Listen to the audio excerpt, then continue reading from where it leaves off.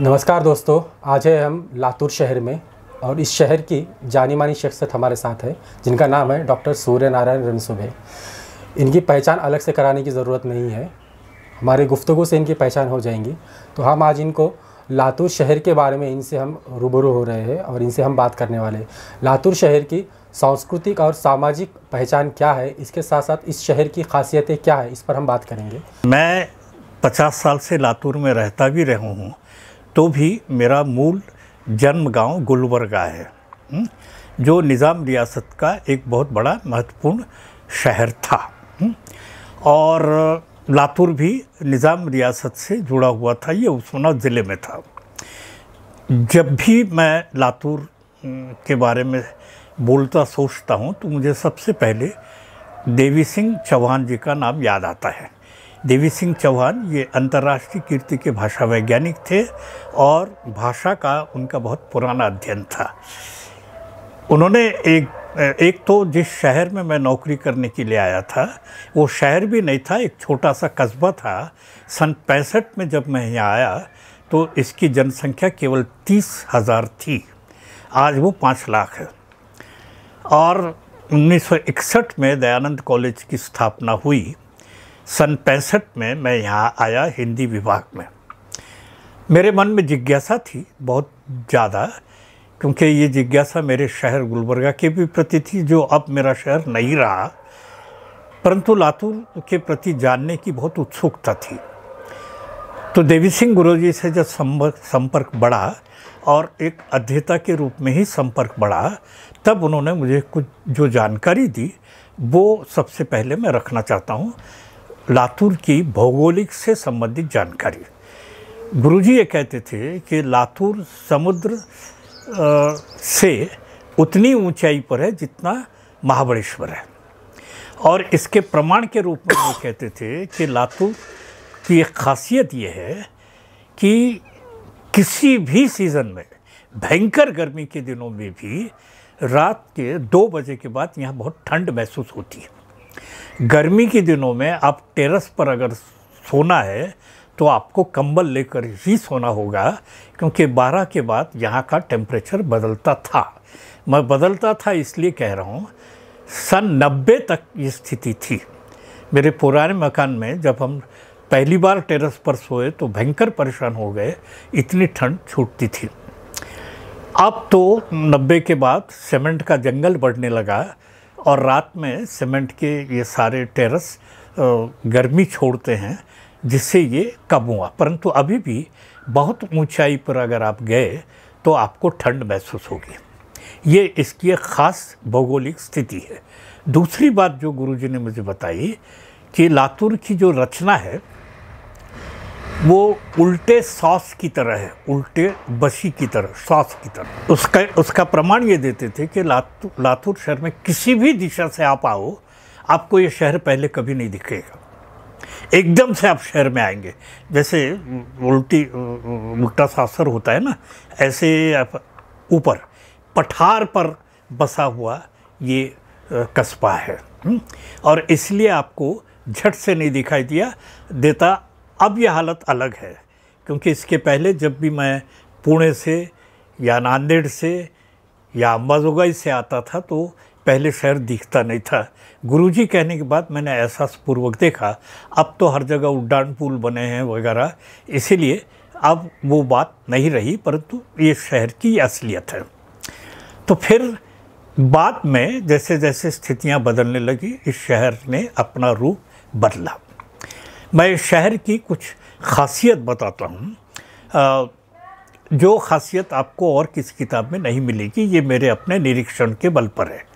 Latur gazetteer छपा 2 खंडों में, वो मेरे पास है। उस गैजेटियर के अनेक संपादकों में से एक संपादक मैं भी था। मेरे हिस्से ये आया था कि लातूर की साहित्यिक परिचय मैं दूँ।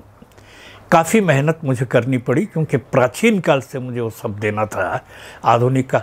खैर मैंने पेपर में सूचनाएं दी, नाम मंगवाए, सैकड़ों लोगों के लिखने के नाम आए। खैर वो सारी जनरेट मैं बताना ही नहीं चाहता, परंतु गैजेटियर में जो कुछ भी है वो अपनी जगह है, उसे कोई भी देख सकता है। परंतु मैंने जो कहा, जो गुरुजी ने कहा, वो अलबत्ता गैजेटियर में नहीं है। गैजेटियर में जो बातें होती हैं एक सरकारी अनुशासन में, वही बातें आपको वहाँ मिलेंगी। यहाँ आने के बाद मेरा मुकाम अलग अलग जगह पर था और इसीलिए लातूर के अलग अलग हिस्सों की जानकारी मैं रखता हूँ। सबसे पहले मैं जब यहाँ आया, मेरे मित्र बेन्नूर सर थे, मैं गोलाई में रहता था। दूसरे वर्ष बेन्नूर चले गए तो फिर मैं उन्हीं के यहाँ कमरा लेकर रहता था, जो मुस्लिम बस्ती में है, जहाँ छोटू मियाँ का सबसे पुराना होटल है। मैं उस एरिया का नाम भूल रहा हूँ। तालाब के पीछे, ये जो लातूर का नाना नानी पार्क है उसके पीछे वो उस्मानपुरा, तो उस्मानपुरा में मैं साल भर था। इसके बाद मैं फिर गोलाई में मस्जिद रोड पर एक साल भर था। उसके बाद मैं जब यहाँ आया था, तिलक नगर नाम की कोई चीज़ नहीं थी।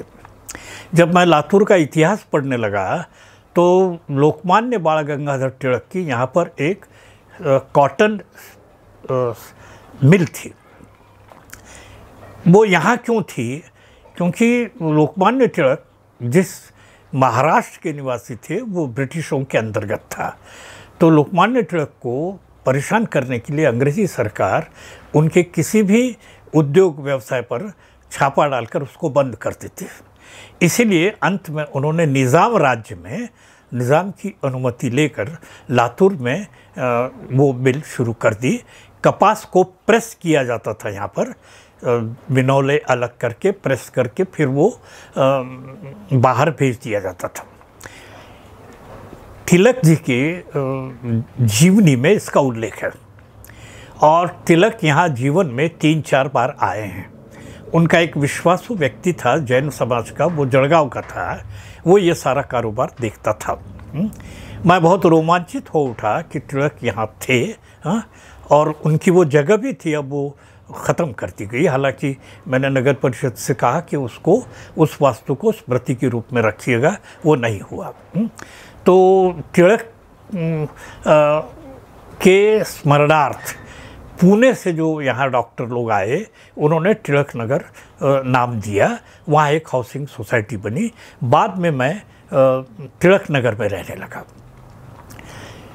मस्जिद रोड से तिलक नगर में आया। तिलक नगर में भी 2 जगह मैं शिफ्ट हुआ और अंत में फिर मैं सावेवाड़ी में गया, जहाँ वडार समाज है। वहाँ मैं करीब 5-6 साल था। उसके बाद मैं वहाँ से शिवाजी चौक से उधर औसा रोड पर, पुराने औसा रोड पर लक्ष्मी कॉलोनी में एक प्लॉट लेकर मैंने बिल्डिंग बांधी और वहाँ मैं करीब 20-25 साल था। रिटायर होने के बाद वहाँ की सारी तकलीफ़ें देखकर मेरे बेटे बेटी ने शहर में, जहाँ से अस्पताल नज़दीक हो, रेलवे स्टेशन तो बना नहीं था, परंतु जहाँ रिक्शा आसानी से मिल सके ऐसी जगह लाए।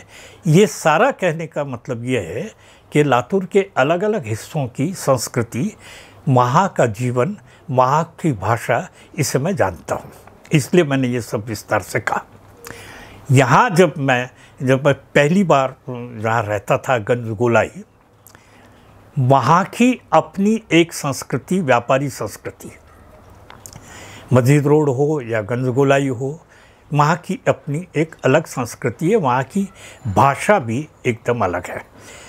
लातूर के 2 हिस्से, एक पुराना लातूर है, गांधी चौक के उधर जो है बीच अंदर, वो पूरी तरह से जैसे मराठी में निमूलता शब्द कहते हैं, ऐसी जगह पर बसा है जहाँ से बहुत तेज़ी से फिसलन होती है। इसलिए आप ये देखेंगे कि लातूर का जितना भी पानी है वो उधर, जैसे ही बारिश होती है वो गांधी चौक से उधर के इससे सीधे निकल जाता है और सिद्धेश्वर की ओर चला जाता है। तो वो पुराना लातूर, और वही सचमुच का लातूर रहा। Nanded road, Ambajogai road, Ausa road, ये सब बहुत बात की चीज़ें हैं। मैं जब था तो गांधी चौक ये लातूर का अंतिम हिस्सा था। एक ही बिल्डिंग सरकारी थी, वो तहसील ऑफिस थी बार्शी रोड पर। आपको ताजुब होगा कि गांधी चौक से तहसील 6 के बाद कोई घूमने हिम्मत नहीं करता था। इतनी गहराई, इतना एकदम स्मशानवत शांतता वहाँ हुआ करती थी। स्ट्रीट लाइट नहीं थे, किसी भी प्रकार का कोई घर नहीं था। हाँ, 2-4 बहुत पुराने मुस्लिमों के घर ज़रूर थे, उस्मानपुरा तो था, परंतु इधर भी 2-4 घर थे, बाकी कुछ नहीं था।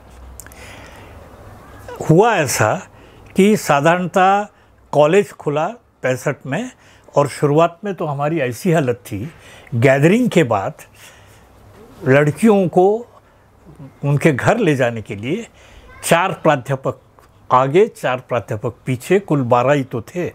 लड़कियों की फ़ौज लेकर हम गांधी चौक तक पैदल आते थे। वहाँ फिर स्ट्रीट लाइट आती थी, वहाँ होने के बाद लड़कियाँ अपने अपने घरों चली जाती थी। तो इतनी हालत थी उस वक्त। किस साल की बात बता रहे हैं आप? ये सन 65 से लेकर करीब सन 70 तक की हालत थी। 5 साल 71 में शाहू कॉलेज खुला, बसवेश्वर कॉलेज खुला। हमारे यहाँ पर लड़कियों के आने की संख्या कम हुई।